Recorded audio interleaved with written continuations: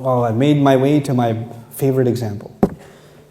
You don't have to raise your hand, but if you can, if you raise it, I'll feel good about myself. How many people know Ayatul Kursi? Ayatul Kursi. The last example of the evening I want to share with you is Ayatul Kursi. Okay, we're going to recite it together. أعوذ بالله من الشيطان الرجيم.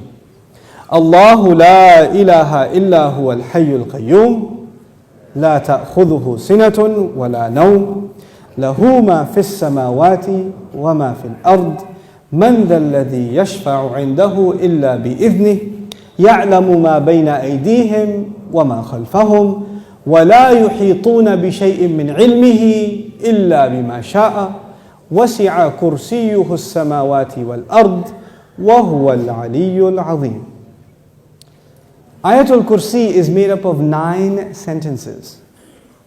Ayatul Kursi has 9 sentences. I'll walk you through them. Allahu la ilaha illa huwa al-hayyul qayyum, number 1. La ta'khudhuhu sinatun wa la nawm, number 2. Lahu ma fis samawati wa ma fil ard, number 3. What's number 4? Man dha alladhi yashfa'u indahu illa bi idhnihi. That's number 4. يَعْلَمُ مَا بَيْنَ أَيْدِيهِمْ وَمَا خَلْفَهُمْ, number 5. Then وَلَا يُحِيطُونَ بِشَيْءٍ مِّنْ عِلْمِهِ إِلَّا بِمَا شَاءَ, number 6. Then وَسِعَ كُرْسِيُّهُ السَّمَاوَاتِ وَالْأَرْضِ, number 7. وَلَا يَؤُودُهُ حِفْظُهُمَا, number 8. وَهُوَ الْعَلِيُّ الْعَظِيمُ, number 9. 9 sentences. The first sentence is Allahu la ilaha illa huwa al-hayyul qayyum. It's a beautiful sentence which ends with 2 of Allah's names. What are those 2 names? Al-Hayy, Al-Qayyum, the living and the source of all establishment. Everything stands and exists and is maintained because of Allah. What's incredible is that the last sentence, sentence number 1, has something in common with sentence number 9, which is وَهُوَ الْعَلِيُّ الْعَظِيمُ. How many names of Allah in the last sentence? 2 names of Allah in the first sentence, 2 names of Allah in the last sentence. Okay. What's the second sentence? Before I go to the second sentence, let me tell you something about security. Security guards have a very hard job.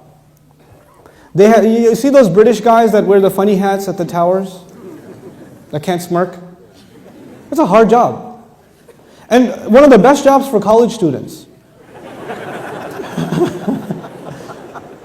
But if you get a if you're in security, you have to sit in your booth. You have to stare at the CCTV for hours and hours. And does it move?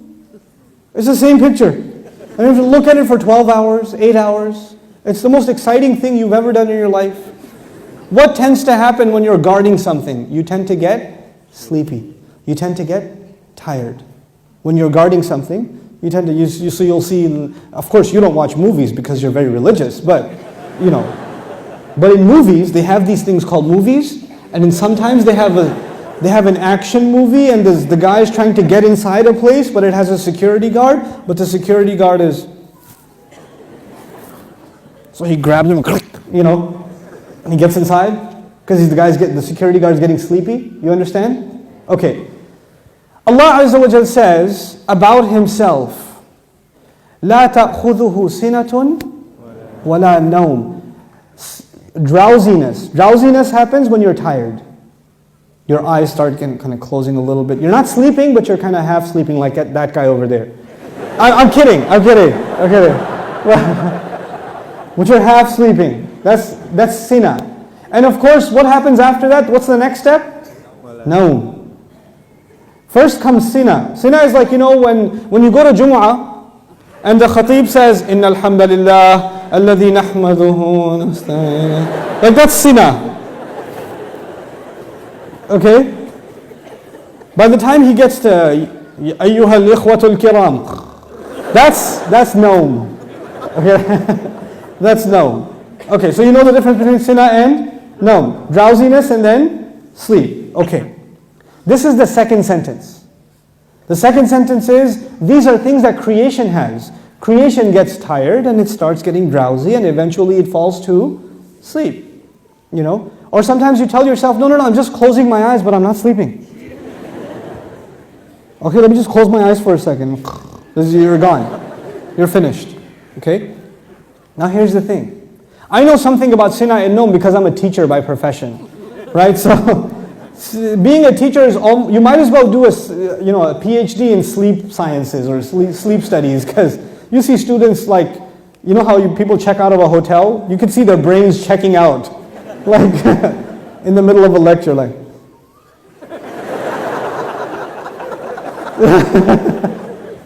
It's the best. This is the second sentence about sleep, about exhaustion and sleep. Drowsiness and sleep. What was the second last sentence? وَلَا يَؤُودُهُ حِفْظُهُمَا. Guarding the skies and the earth does not exhaust Allah. When someone's exhausted, what do they get? Sina and Nom. The second sentence is actually connected to the second last sentence.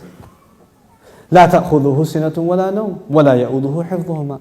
He says له ما في السماوات وما في الأرض. He owns whatever is in the sky and the earth. Now before I tell you further, you need to understand the difference between two words, two names of Allah, Malik and Malik.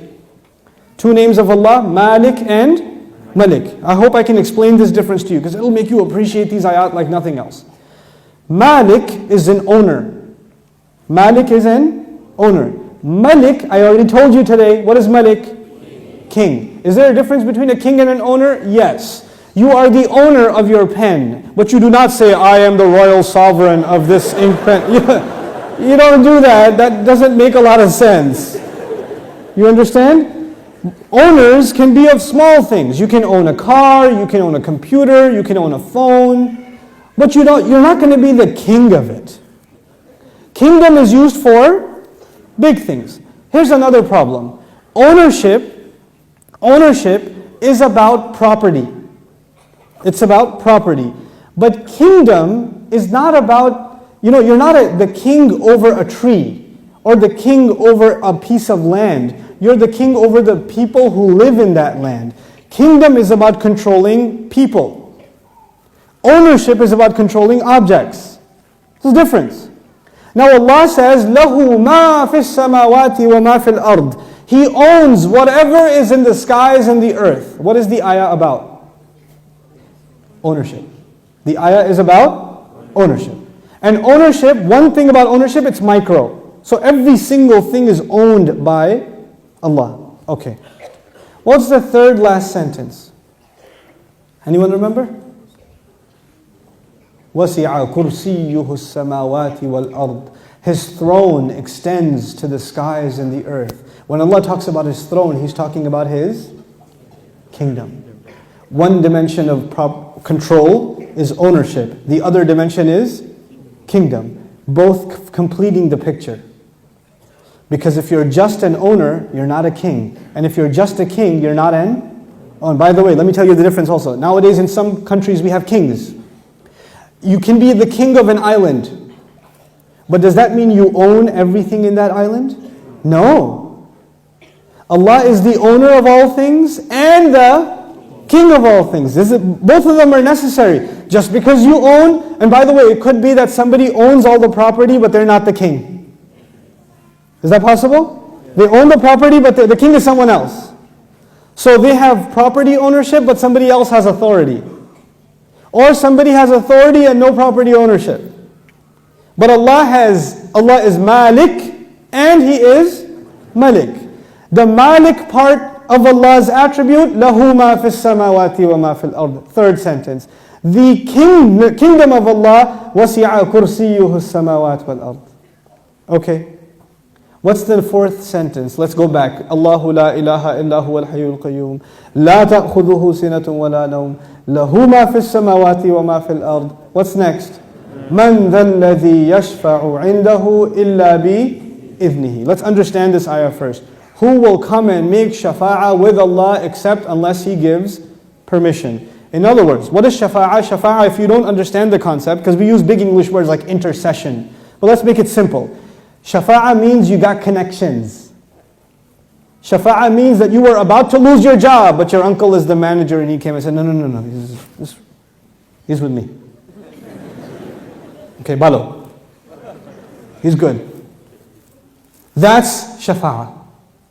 On Judgment Day, we are in trouble possibly, and then somebody comes and says, no, they're with me. They're with me. Go easy on them, please. We beg Allah Azza wa Jal to qualify us for the shafa'ah of Rasulullah sallallahu alaihi wasallam. And Allah says, nobody will come for you. Your uncle, your cousin, your dad, your mom, your boss. You're not going to come for you on Judgment Day and say, Ya Allah, actually he's not going to happen on that day. We're good. You know, nowadays you can do that. They're with me, VIP pass, so you can go inside. No, not over there. There's no VIP ticket. Except, the only exception is if Allah gives permission. So this ayah is about nobody having any authority unless Allah gives it to them. Nobody will have any authority, and the only exception, and the word exception is important, the exception is if Allah gives it to them. You clear about that? Yes. Okay. وَلَا يُحِيطُونَ بِشَيْءٍ مِّنْ عِلْمِهِ. They know nothing, they can control, they encircle nothing of His knowledge.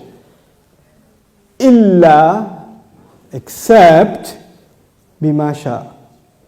The fourth sentence and the sixth sentence are both about a statement about Allah and the only exception.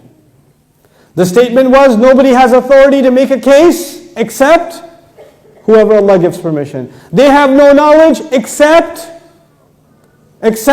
whoever He wants to give knowledge to. Otherwise they know nothing.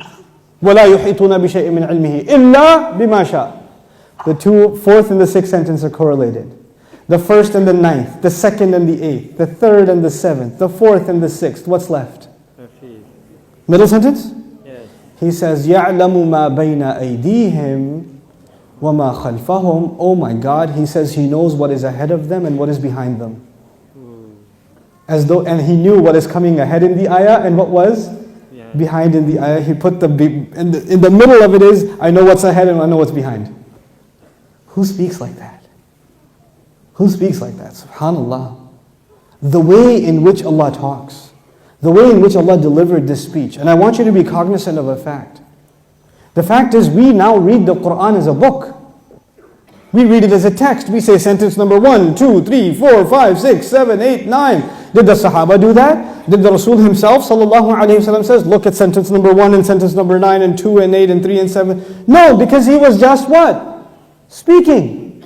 He was speaking the Quran. We are able to see these things when they're put in writing. The Quran was so perfect when it was being given in speech.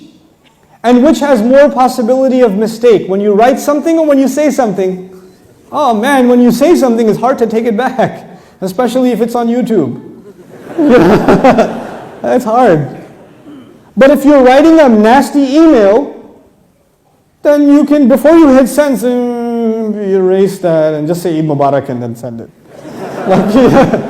You have a chance to take it back. But when you're saying something, it's done. There's no room to edit. There's no room to fix. Allah Azza wa Jal revealed this Quran not in writing. He revealed it in speech. He revealed it in speech. You know, I've sat with linguists, non-Muslim linguists, and I've shared some of these things with them. And they refuse to believe that the Quran is spoken. They refuse to believe it. They say it has to be written. It can't be spoken. I was like, you're right, it is written, just not in this world. It is written. Yes. You know, it's fi lawh al-mahfuz. It is written. But it was given to Rasulullah as speech. So it would become very clear to anybody who listens, this cannot be from a human being.